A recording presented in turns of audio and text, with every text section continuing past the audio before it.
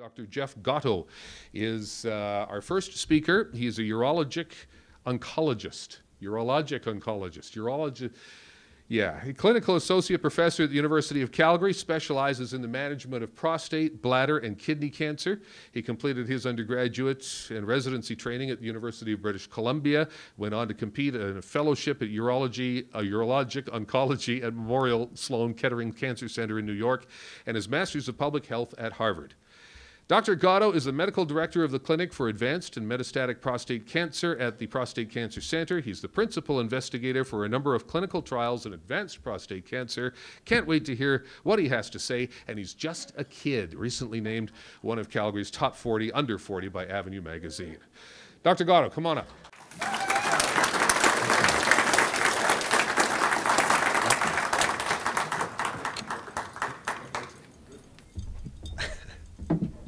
I haven't felt like a kid for a while. I have 2-year-old twins, so I feel pretty old right now.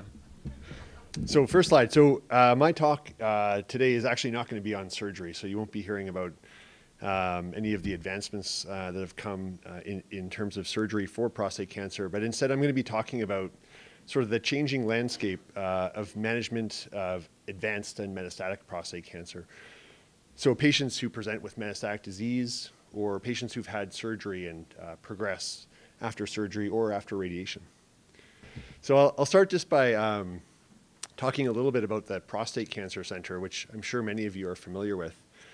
Calgary's Prostate Cancer Center was founded in 1999.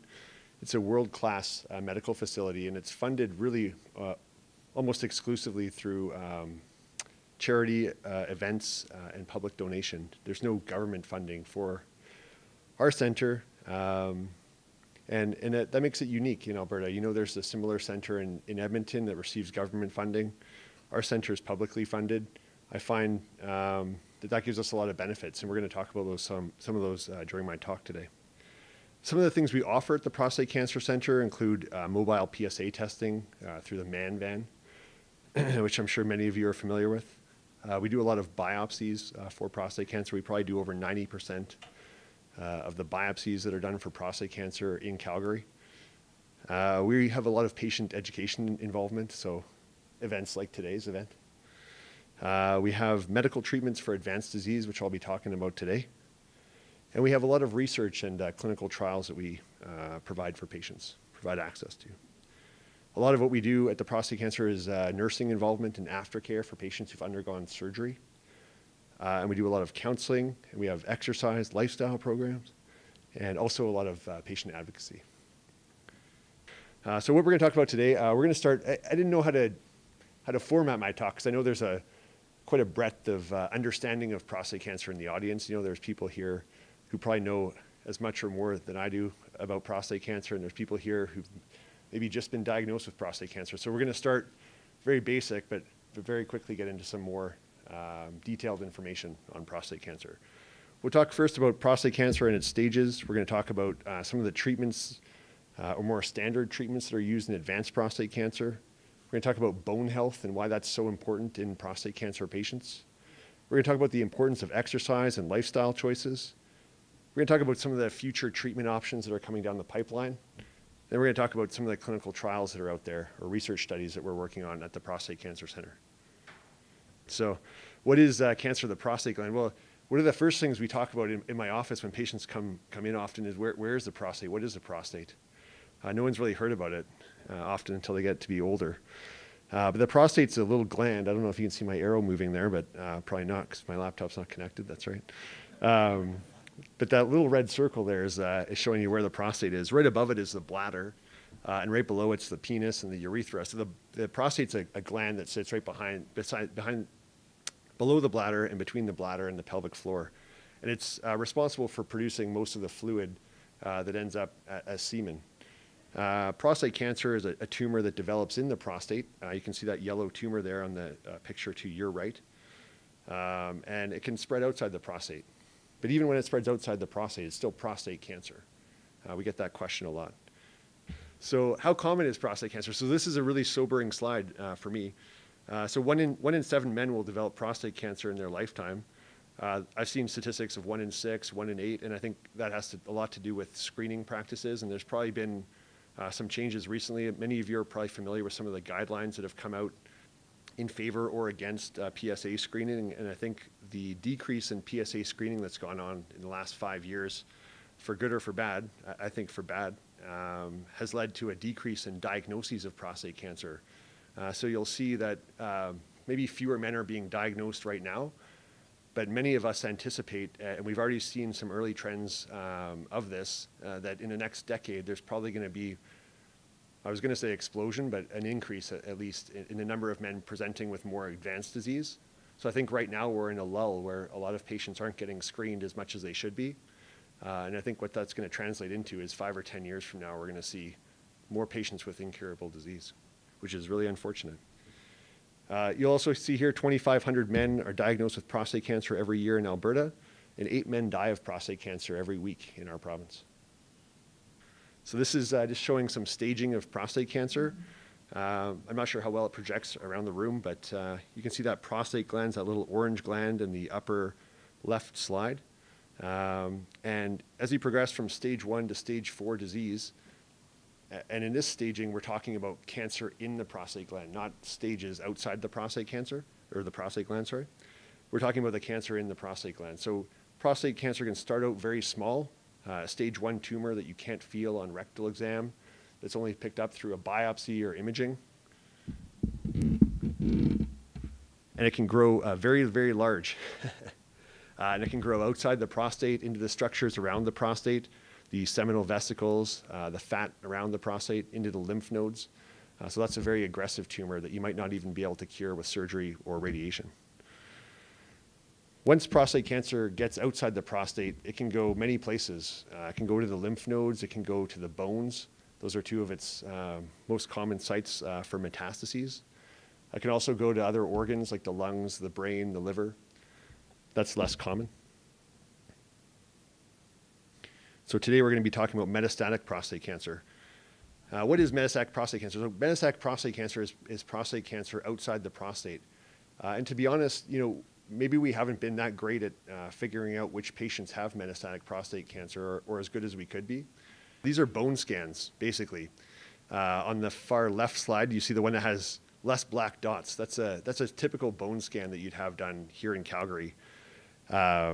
Or at least until a few years ago, that's what you would have had done here in Calgary. And this is the same patient. So here we're seeing sites of metastatic disease appearing as black dots. And you can see on the guy on the far left is the same patient as the guy on the far right. But stuff's not showing up even though it's there. And so some of these newer imaging techniques, including SPECT-CT, which we use routinely now in Calgary, and PSMA PET, which is a newer imaging modality that allows us to see even more sites of metastatic disease, even when we can't pick them up. So when we look at patients who have rising PSAs, they don't have a prostate, it's been removed surgically, and we're like, I know this guy has cancer somewhere, we can't find it. We call them non-metastatic, but in reality, the case is likely that those patients do have metastases somewhere. We're just not able to see them. What are some of the treatment options that we have for advanced disease? Well, there's 3 broad classes. Sort of the conventional treatment option is androgen deprivation therapy, which many of you are familiar with. This is basically a form of medical castration. It can be done surgically as well, but basically these are drugs, GnRH agonists and antagonists that work centrally on your brain and your pituitary gland to shut down testosterone production. And testosterone is sort of like fuel for prostate cancer. Without testosterone, prostate cancer growth slows down quite significantly, at least initially. And so that's been the key element of treatment of metastatic disease for many years. It was actually a urologist, surprisingly, who got a Nobel Prize for discovering androgen deprivation therapy and figuring that out. There aren't many urologists out there with Nobel Prizes. So. The next line of treatment we're going to talk about, and we're going to spend some time talking about this today, is what's called an ARAT, or an androgen receptor axis targeted agent. So maybe just let's think of it as an ARAT.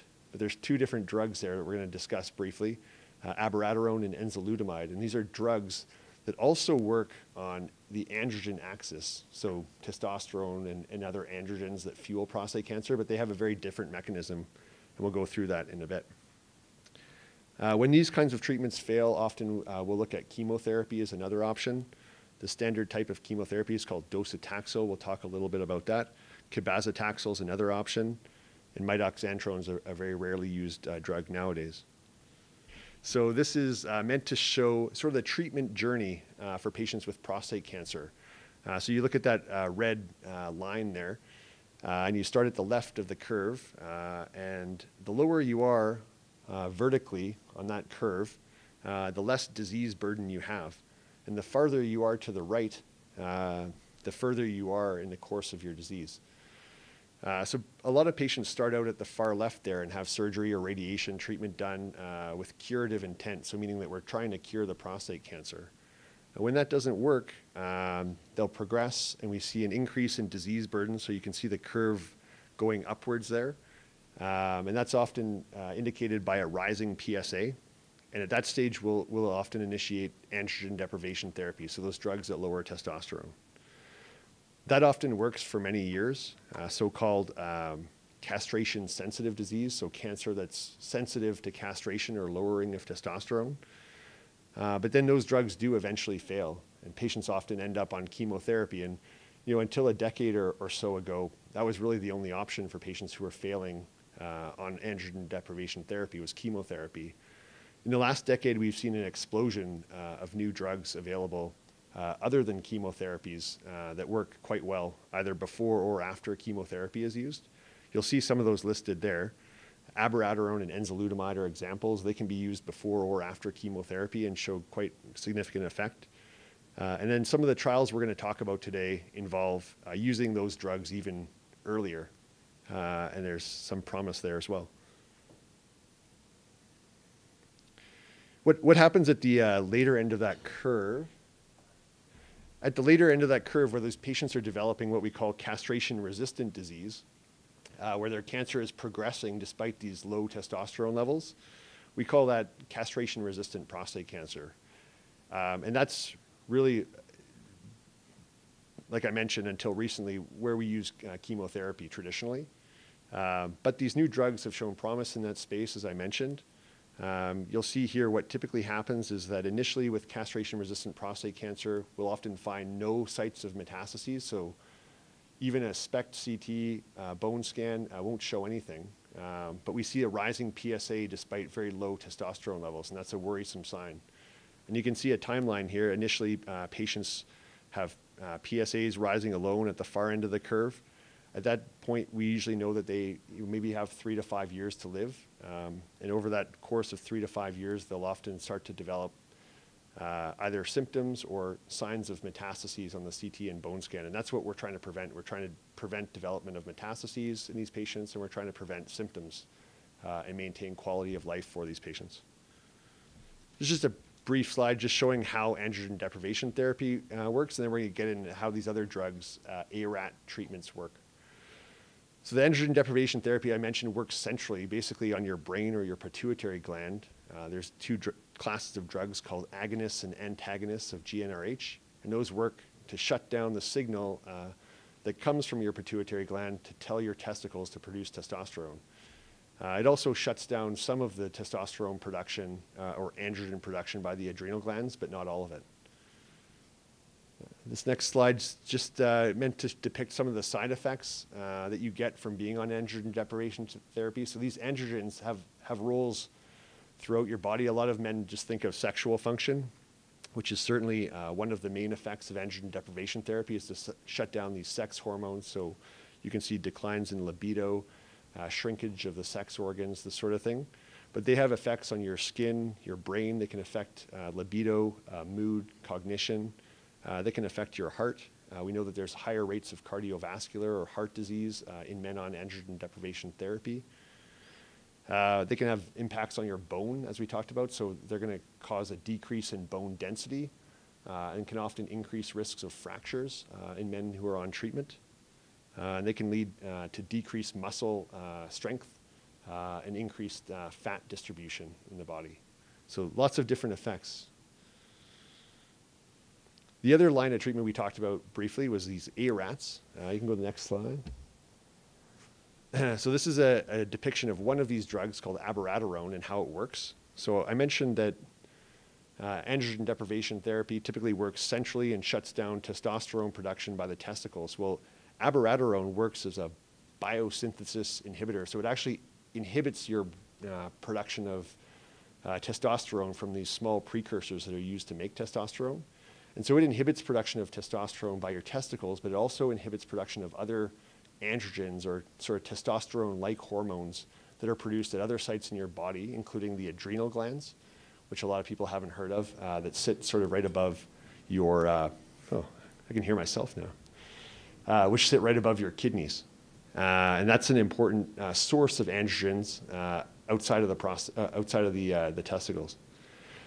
Another thing that cancer cells do as they become more aggressive and when they start to learn ways to grow without the need for testosterone is that they actually start to make their own androgens.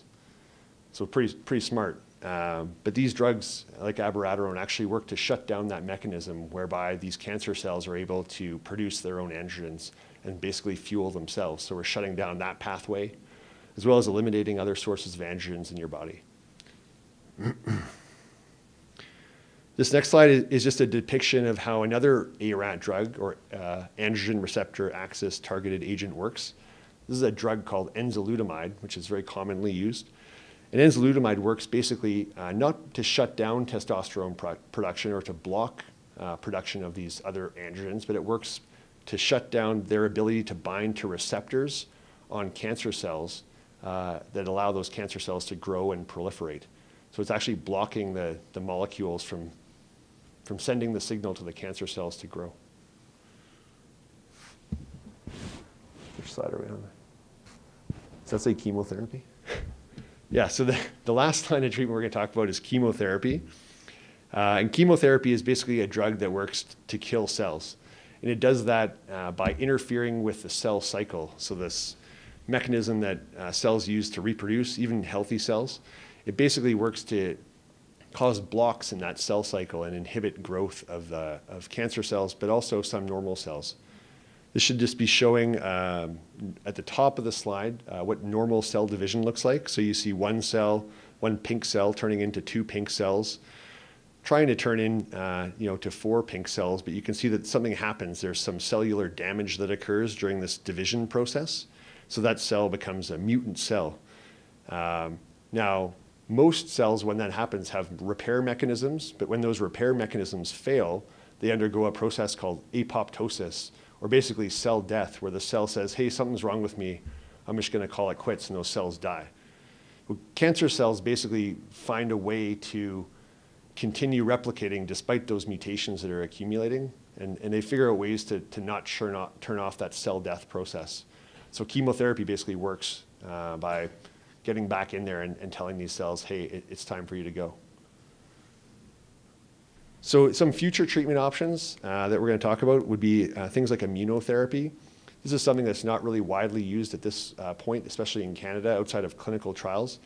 One type of immunotherapy that we do use, but not in Canada, again, is something called Sipuleucel-T or Provenge, which you might have heard about. It's available in the US. It's very expensive. It's a therapeutic vaccine that works to stimulate T cells or immune cells to attack prostate cancer cells. So that's how immunotherapy works, is it basically wakes up your immune system and tells your immune system, hey, there's something here that you guys need to attack. And it tells your immune system what to direct its efforts towards. So it basically tells your immune system, hey, this is a cancer and your immune system needs to fight it. So that's how immunotherapy works. And that's how Sipuleucel-T works.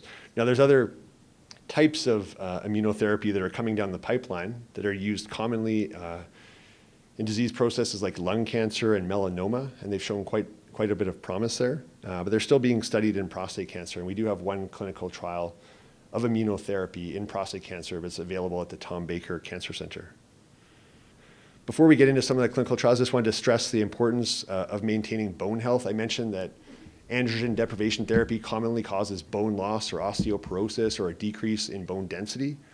And so one of the things you can do to counteract that bone loss that occurs over time is to exercise, and specifically to exercise with weight, because we know that weight and basically stress on bone from carrying weight actually helps to stimulate bone density.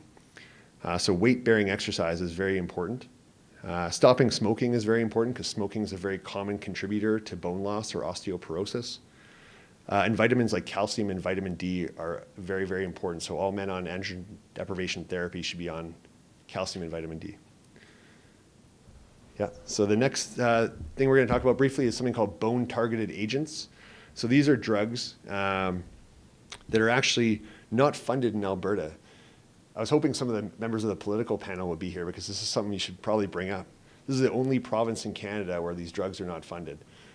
These are drugs that have been shown to, when used in combination with androgen deprivation therapy, prevent something called skeletal-related events, which are things like fractures where patients fall and break their spines, need palliative radiation, so radiation to bone fractures and weak areas in the bone, or develop severe pain in bone.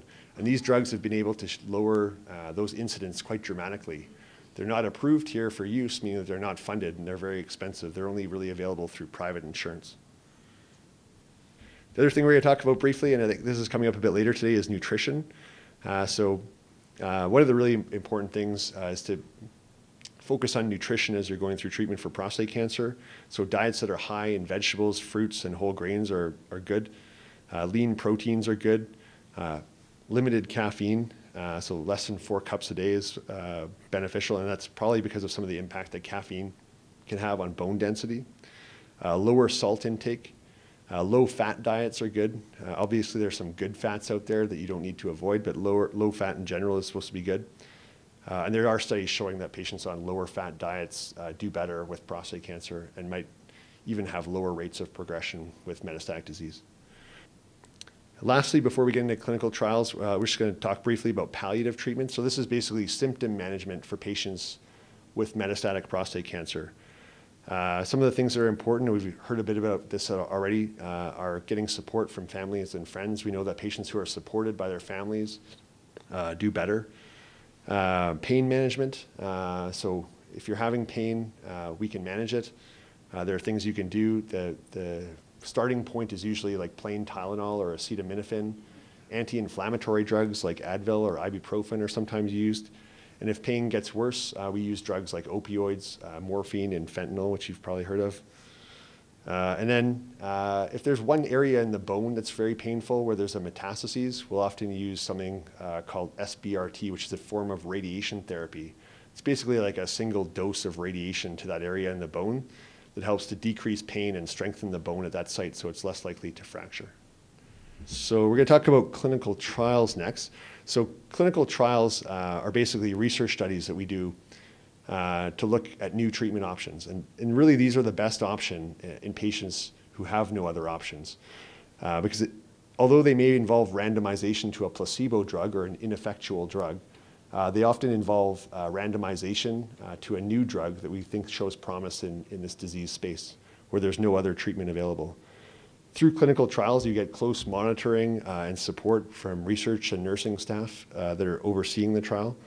And we know that likely because of this, patients that are in clinical trials seem to do better than patients who are not in clinical trials, even when they're on a placebo drug. And that's probably related to the support mechanisms and the monitoring processes that are involved.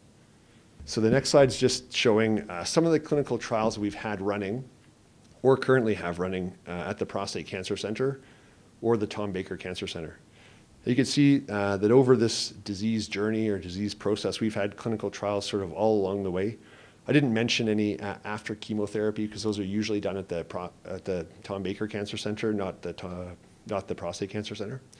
But these are some of the clinical trials that we've had sort of along that disease process. I'm really happy to say that our center has been the top recruiting site in Canada for most of these trials that we've been involved with. Now, briefly, I was going to go through one particular trial that we were involved with at the Prostate Cancer Center that many of you might be aware of already, and I know some people in the audience have already asked me about it. This is the Spartan study, which is a trial that was just recently published in the New England Journal of Medicine. The data really only came out 2 or 3 months ago. But it's looking at the use of a new drug, not one of the ones we've talked about before, but a drug very similar to enzalutamide, in patients who have what's called non-metastatic castration-resistant prostate cancer. So patients who have a CT and bone scan that shows no evidence of metastatic disease, they're on hormone therapy, and their PSA is going up. So what happens when you give those men this drug? This is the study design. You don't need to pay attention to these slides if you're not familiar with clinical trials. I'll just try to walk you through it. So this is a study design. So this is basically just for me, but I'll try to explain it to you. So those patients who met those criteria that I just told you about, so they have non-metastatic castration-resistant prostate cancer, were randomized to either this new drug, apalutamide, or a placebo drug. And then they're monitored over time. And the main endpoint that they looked at in this trial is something called metastases-free survival. So that's basically how long they lived without anything showing up on a CT or a bone scan.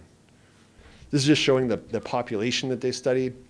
So basically the two groups, so the treatment group and the placebo group are equivalent. These men on average were 74 years of age, but they ranged in age from 48 to 94 or 97 in the placebo group. They had typically very short PSA doubling times, meaning that to qualify for the study, you had to have a very short PSA doubling time, or your PSA had to be going up very, very quickly. And if you go to the next slide, you'll see also, sorry, on that slide, that the majority of these patients had had some kind of treatment for prostate cancer. They had either surgery or radiation before. So about 75% of patients had had some kind of treatment locally for their prostate. So this is the main endpoint of the trial. It's called metastases-free survival. And this is quite a dramatic impact. You see this bottom curve here? That's if you're on the placebo drug. So that's if we did nothing, we just put you on a placebo drug. And that top curve up there is if you're on the treatment. So if you're on this new drug, apalutamide. And on the vertical axis is metastases-free survival. So the higher your curve stays, the better you're doing. And so patients who are on the apalutamide, so who are on the treatment arm, did much, much better than patients who are on the placebo arm. And you'll see that the median time that it took them to develop metastases on apalutamide was 40 months. So that's a long time. That's like 3.5 years. Whereas if you're on the placebo arm, you tended to develop metastases much more quickly, so typically within 16 months. So that's 2 years of added metastasis-free survival that these patients experienced. And that's, I think, quite dramatic. I mean, usually in these trials, we get excited about benefits of 3 to 4 months. But in these trials, we're seeing benefits of 2 years and more, which is really very promising. These are just showing some other endpoints for the trials. So time to metastases and progression-free survival were also highly significant in this trial. So patients in the treatment arm had a 71% reduction in local progression, distant progression, and death. And on the far right there, it should be a curve showing overall survival. That's what we usually get excited about in clinical trials is there actually a survival benefit to being on this drug? It's okay, you know, if the drug's showing that less stuff is lighting up on your bone scan, but does that actually translate into an overall survival benefit? And really, at this point, it's too early to say. The trial's not completed. And there is a promising trend towards an improvement in overall survival in these patients. So the hazard ratio is 0.7, meaning that there's a 30% risk in reduction of death. It's not quite significant statistically yet, but probably over time you'll see these two curves, again, the ones on the far right of the screen, start to separate. You can already start to see them separating there, hopefully. Should say time to initiation of chemotherapy and time to PSA progression. Those were other secondary endpoints they looked at, showing a significant improvement again in patients who are on treatment. So the conclusions of this trial were that apalutamide decreased the risks of metastases or death by 72% and prolonged median metastasis-free survival by more than 2 years in men with high-risk non-metastatic castration-resistant prostate cancer. The benefit was seen across all subgroups of patients they looked at. So it didn't matter if you were young or old, you had a fast PSA doubling time or a slow one, you were symptomatic and doing poorly, or you felt great at the time of the study entry. So everyone seemed to do very, very, very well. There was a 51% risk reduction in this other secondary endpoint they looked at, which we won't get into. And importantly, some data I didn't show showed that patient-reported outcomes indicated that there was maintained overall quality of life in this patient population on treatment. So really a very promising trial. And there is a similar trial that we weren't involved with at the Prostate Cancer Center called the Prosper study, and that was looking at another drug, enzalutamide, that I did mention, in the same patient population, basically, that showed a very similar benefit. So around 2 years of added metastasis-free survival. So there's now these two drugs that show great promise in this disease space. And that's just one of the examples of why it's so important that we do these trials, and why as a patient, you might see quite a bit of benefit from being in a trial, if you happen to be randomized to the treatment arm, or as I mentioned, even patients who are randomized to the placebo arm seem to do better overall. So on this slide, just to summarize the whole talk, so basically we have no treatments that cure stage 4 disease. So no patient with metastatic prostate cancer can be cured yet, as far as we know. But we know that we can turn this into basically a chronic illness. We can delay disease progression by many years. And there's a lot of promising things being studied. One of the other things we're looking at is the best way to sequence and combine all these treatment options. I showed you these long lists of drugs, including chemotherapy and other immunotherapies that are coming out. But one of the things we're looking at now is what's the best sequence or order to give those treatments in. Maintaining a healthy lifestyle, I mentioned, is very, very important. And I just hope that you always consider clinical trials along your disease course because of the reasons I just mentioned. And I think that's the end of my talk. If you go to the next slide. Oh no, there's one more slide. This is just some of the resources available through the Prostate Cancer Center. So if you're interested in clinical trials, you can email us at the email address listed there, info@prostatecancer.ca. Our clinical director, Dave Bateman, who's here today in the audience, and Lori Steiner, who's our director of research, are here, and they're at the Prostate Cancer Center booth out front. If you have any questions, they're more than happy to answer them for you, and they're here, I think, just until after lunch. And there's free educational programs that we have online, including this one program, Life on ADT, for men who are on androgen deprivation therapy. We have a Life After Prostate Cancer program. There's a phone number here you can call to get more information on that. And we also have a peer support group run through the Prostate Cancer Center where, as you heard from Dave Spence, would involve someone coming to talk to you or meeting privately with someone who's maybe in a similar situation to your own to talk about what they've been through and this sort of thing. So those are all good resources to keep in mind. That's the end of my talk. So just questions. Sorry, I know that was a little difficult.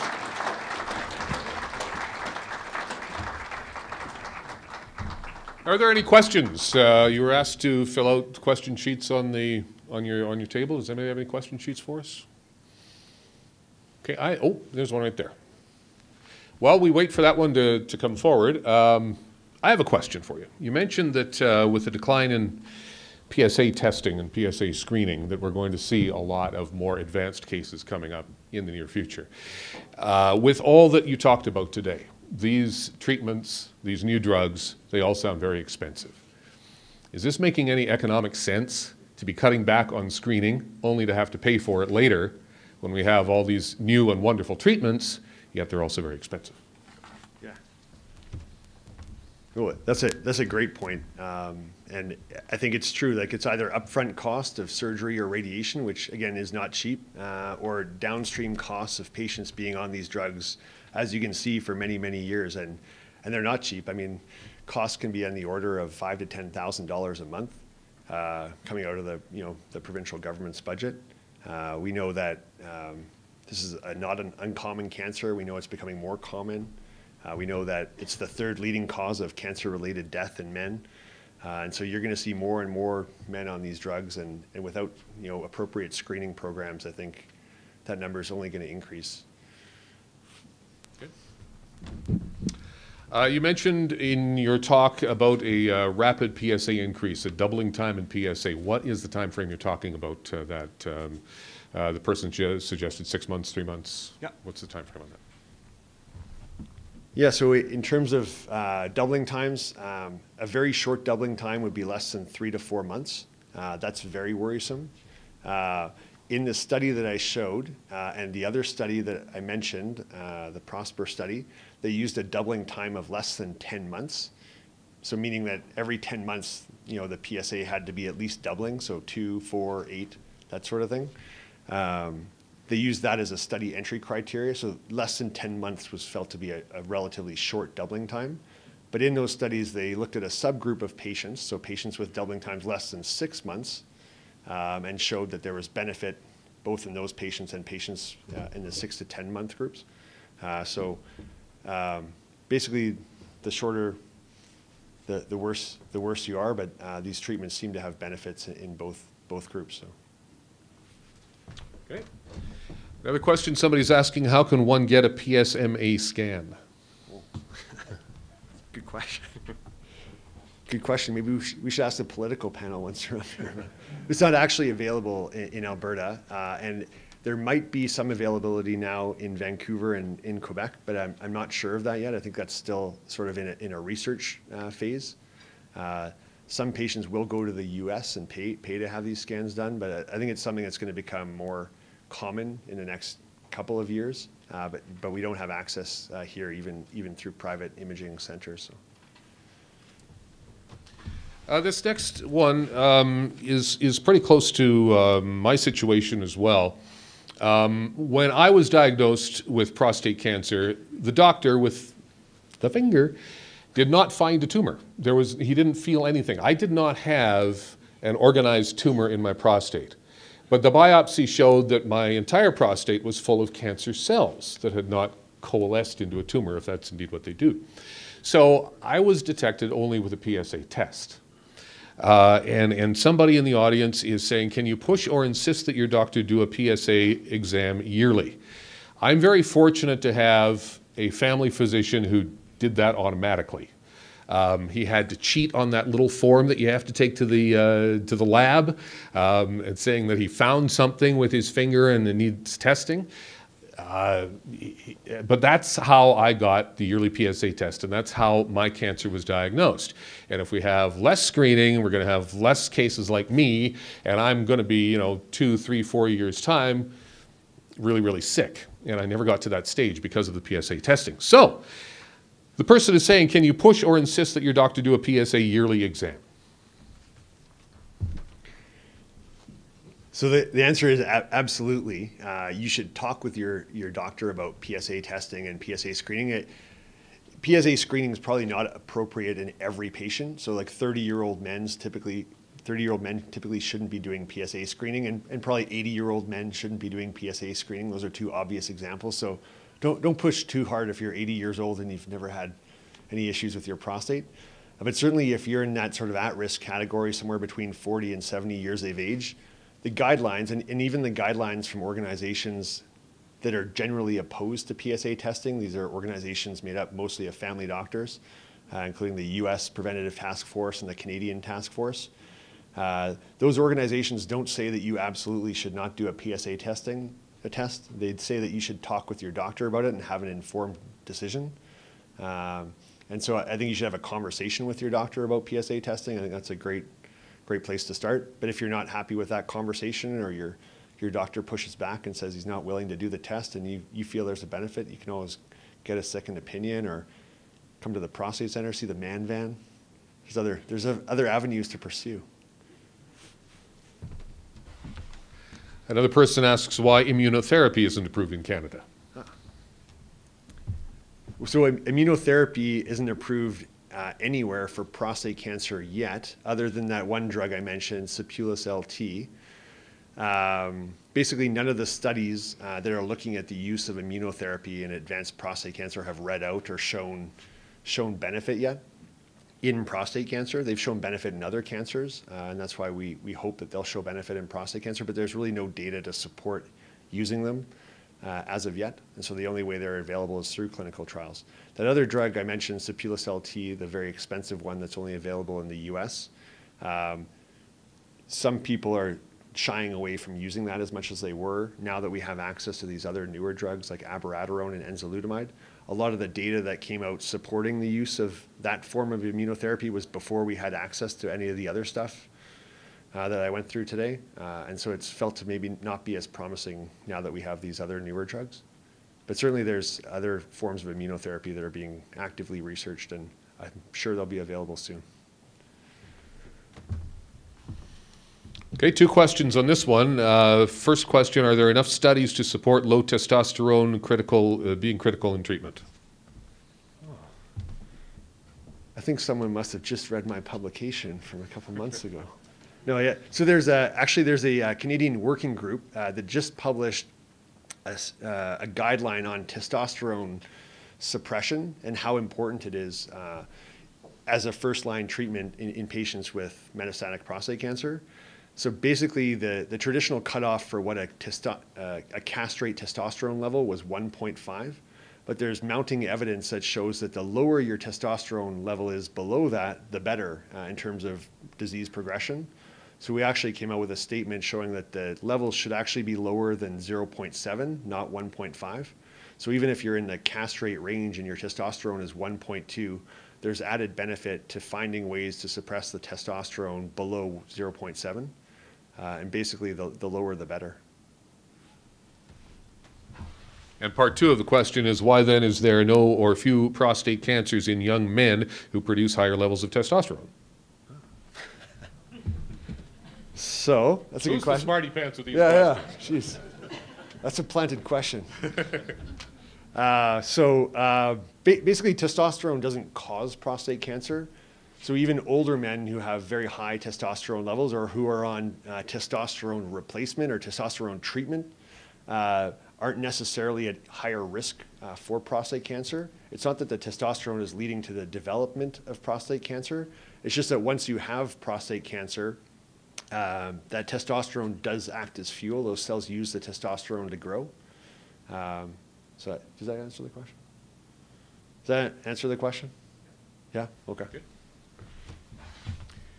And I'll let you read the last question because I can't pronounce the word. Very nice writing. Oh, when will apalutamide be available? Apalutamide? Oh, yeah. So apalutamide is a drug that I showed the data on from the Spartan clinical trial, and it's actually just going through a Health Canada approval process now, and it's likely approved, pending probably another couple months. Once that happens, and Health Canada has said, yes, this is a worthwhile endeavor, each province has to decide if they're going to pay for it. Maybe that's something to ask the political panel when they're here. But every time this drug is approved, it just basically means that Health Canada thinks it's safe and worthwhile.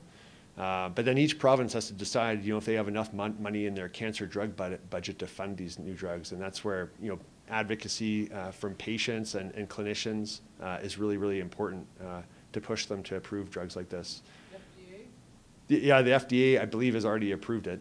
And enzalutamide also is going through the same process shortly, and it's already approved by Health Canada for another indication. So in patients who have metastases and have castration resistance, so that approval process may be shorter in the case of enzalutamide. Yeah, I think the anticipation is that these drugs will be approved in the non-metastatic castration-resistant setting probably in the fall. And then we just have to wait for the government to pay for them. Thank you very much.